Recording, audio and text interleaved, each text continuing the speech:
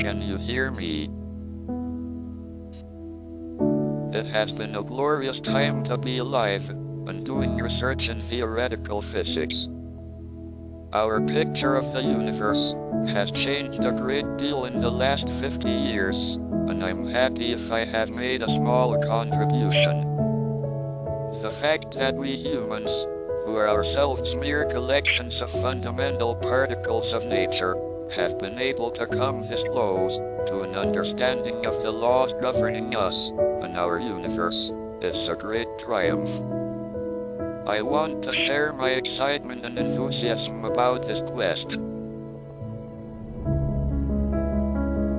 So remember to look up at the stars and not down at your feet. Try to make sense of what you see and wonder about what makes the universe exist.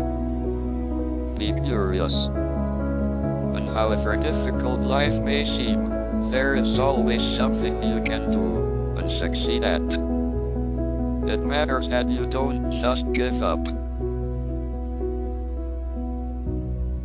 Thank you for listening.